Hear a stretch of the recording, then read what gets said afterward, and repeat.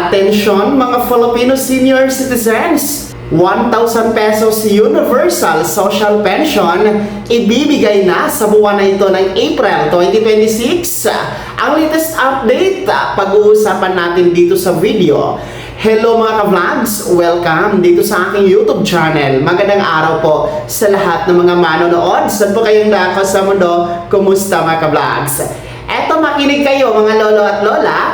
1,000 pesos universal social pension ibibigay na sa buwan na ito ng Abril 2026. Yan ang ating aalamin. Pinaka-latest update ihahatid ko po sa inyo para sa buwan na ito ng Abril. Well, para po sa mga nakalimot na at mga baguhang senior citizen na hindi pa po alam kung ano itong pinag-uusapan natin na universal social pension, ito po ay panukalang batas kung saan naglalayon po na magbigay ng buwanang pensyon para sa lahat ng mga nakakatanda. Well, ngayon kasi, meron tayong social pension na sa ilalim po ng DSWD. Kaso nga lang, hindi kasi pantay-pantay ang social pension dahil meron pong pinipili, no? Sinasala po ito, meron pong criteria kumbaga mga ka-vlogs kung saan ang benepisyo o makakasali dito yung mga merong kapansanan, may karamdaman, walang source of income, walang hanap buhay, walang sustento mula sa mga anak. So sila po yung mga beneficiary dito sa social pension. 1,000 piso din po ito na buwan ng pensyon mga ka-vlogs. Kaso nga lang talaga may pinipili, no? Yung mga meron pong SSS pension, GSIS or PayVow pension, wala talagang pag-asa na makasama dito sa social pension ngayon dahil nga hindi sila sa criteria. Kaya nga po ang ginawa ng mga mambabatas, no, bilang tugon na din po para sa panawagan ng ating mga nakakatanda na gawing pantay-pantay na lahat, kaya nga po nagkaroon ng Universal Social Pension Bill mga ka-vlogs. So dito sa panukalang ito ay para na sa lahat, wala nang pipiliin, indigent ka man o hindi, may pensyon o wala, no? Sa SSS, GSIS, PayVow, or may sustento ka man sa mga anak o wala.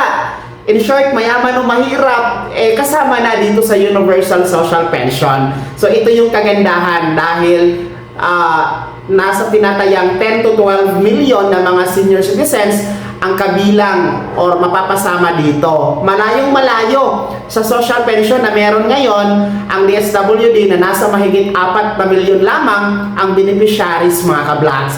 So, ang pinaka-latest update niya sa ngayon, no, nagkaroon po tayo kasi ng tatlong version sa Universal Social Pension Bill. Una po, yung nasa 19th Congress pa dati na pinasa na po sa Senado, which is 500 pesos. Kaya nga lang, matagal itong nasa Senado at hindi po na-actionan sa komitiba ni Senator Amy Marcos. At ito nga po ay inabutan ngayon sa 20th Congress.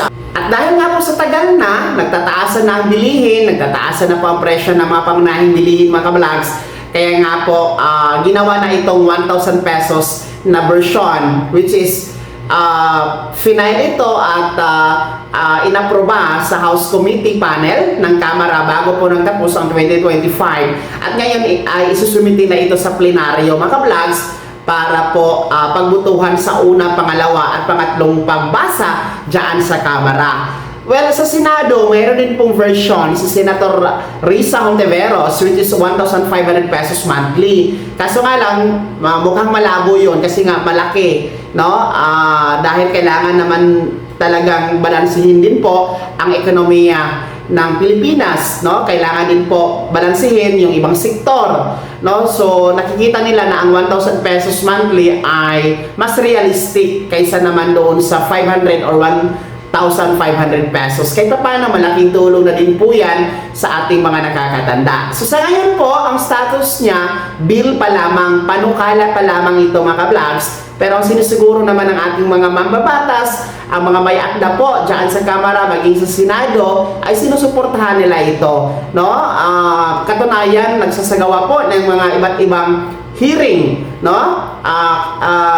noong nakaraan, nagkaroon po ng hearing sa Senior Citizen Committee sa pangunguna ni Representative Milagros Aquino Magsaysay na dinaluhan po ng may akda na si Representative Kembo, may akda po dito sa Universal Social Pension Bill. At syempre, dumalo din po ang National Commission of Senior Citizens or NCSC sa nasabing House hearing kung saan kanila pong kinampanya ang pangangalap ng pirma para sa mga mambabatas sa suportahan ang nasabing Universal Social Pension Bill para gawing prioridad at maisabatas na, no? So, actually, meron naman po development. Inaantay na lamang talaga natin itong ma-approve, no? Diyan sa Kamara at sa Senado, mga ka-vlogs. Kung saan man ang mauna, dito sa 1,000 or doon sa 500. So, itong 1,000, nakikita din po natin na mas realistic talaga ito, no? Para sa nagtataas ang bilihin ngayon. Kahit paano, malaking tulong din ito sa mga merong maintenance sa gamot, pambili ng pagkain at iba pa. Pero sa ngayon po, ngayong buwan ng April 2026, ang latest update, hindi pa ito maibibigay ha at hindi pa ito maipapatupad dahil uulitin ko panukala pa lamang ito at inaantay pa natin ang pag-aproba ng Kamara at Senado. So, stay put lamang kayo, standby lamang po kayo, manatiling nakamonitor, no, sa mga updates dito sa ating YouTube channel kasi time to time nag-update po ako, mga vlogs. No, huwag kayong maniwala sa mga sabi-sabihan na ito ay aprobado na, batas na, ito ay magsisimula ng ibigay. Yan po ay walang katotohanan, mga ka-vlogs, ha? Tayo dito sa ating channel ay talagang atin po nilalabanan ng fake news. Kaya po, time to time ay nagbibigay tayo ng advisory sa inyo, update sa inyo regarding dito sa Universal Social Pension Bill. Uulitin ko, paano kala pa lamang ito? Ngayong buwan ng Abril 2026, hindi pa ito mapapatupad, hindi pa ito maibibigay, mga lolo at lola. Ito po ay 1,000 piso na buwan ng pensyon, no? At sa buong taon, magkakaroon kayo ng kabuuang 12,000 pesos. Kaya naman, mga senior citizens, ano po inyong komento at reaction sa balitang ito? Ano po ang inyong panawagan dyan sa Kamara at sa Senado? Lalong-lalo pa ngayon, medyo na busy sila dito sa impeachment na laban kay Vice President Sara Duterte. Ano po ang inyong komento at reaction? Panawagan sa kanila para madaliin ang pagsasabatas dito sa Universal Social Pension Bill.